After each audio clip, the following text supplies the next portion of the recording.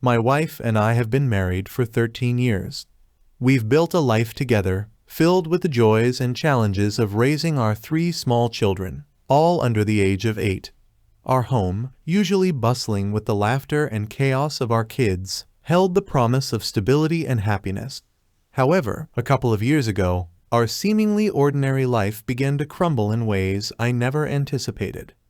It all started with my wife's struggle with her prescribed Adderall. Initially, the medication was a necessity to help her cope with attention deficit issues. But gradually, she began to abuse it, taking higher doses than prescribed. The high doses provided temporary relief and energy, but the inevitable withdrawals were brutal, leaving her physically and emotionally depleted. Within the same month, she lost her job, and our household was thrown into turmoil. At first, she attributed her symptoms to severe anemia, a plausible excuse given her past health issues. However, as her condition worsened, she eventually broke down and admitted the truth about her Adderall misuse. I was shocked and heartbroken, but abandoning her was not an option. We were a team, and I was determined to tackle this challenge together.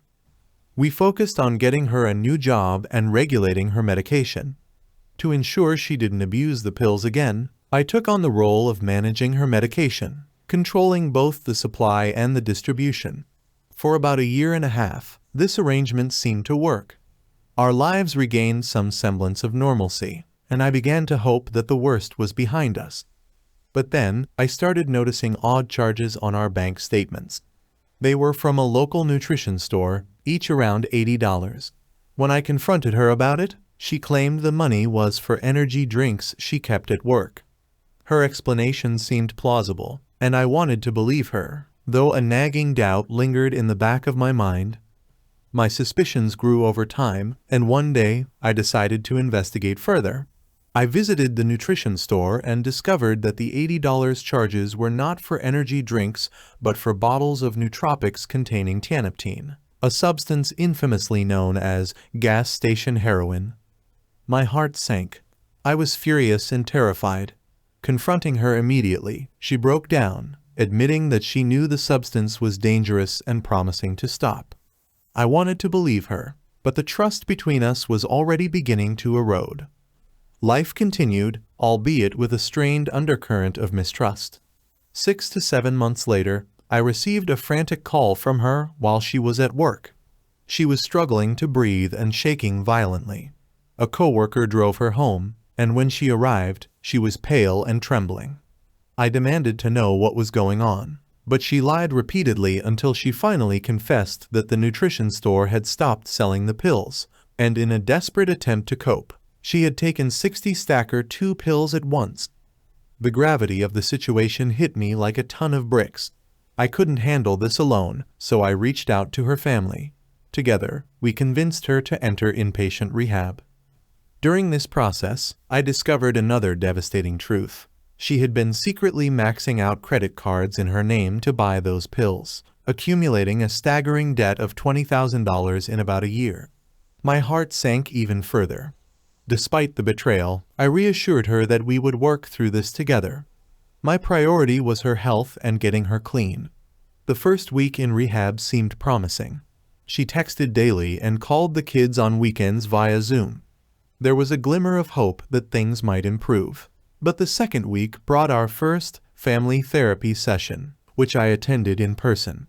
I walked into that session expecting a path to healing, but instead I was blindsided. For half an hour, she berated me, accusing me of being a terrible husband. She wouldn't even look at me, keeping her back turned the entire time. I was left stunned and heartbroken. 3 days after that disastrous session, she switched her payroll direct deposit to her Venmo account without my knowledge. She asked for her Venmo card, claiming she needed it to send money. Unaware of her true intentions, I complied. Shortly after, she dropped a bombshell. She wanted us to separate to work on ourselves and then our marriage.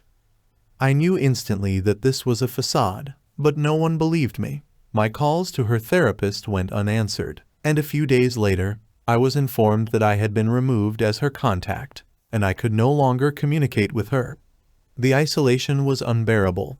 Everyone around me dismissed my concerns, labeling me as unstable for not letting go.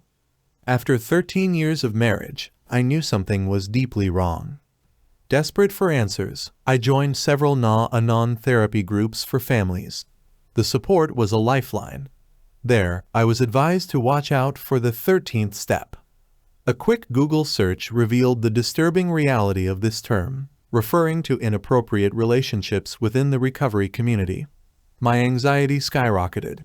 I started scrutinizing her phone records and discovered several unfamiliar numbers. I began calling them, hoping for some clarity. One call changed everything. The man on the other end revealed that he had met my wife in rehab.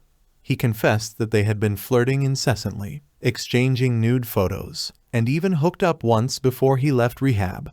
He sent me their entire text exchange, 50 pages worth. When I confronted my wife, she erupted, calling me a piece of shit for accusing her of infidelity after 13 years. I responded by sending her one of the nude photos she had sent him and then disconnected her phone. The betrayal was like a knife to the heart. To make matters worse, when I alerted the rehab facility about what was happening, they dismissed my concerns, stating that they had no control over her romantic decisions. They even tried to report me as unstable to the state.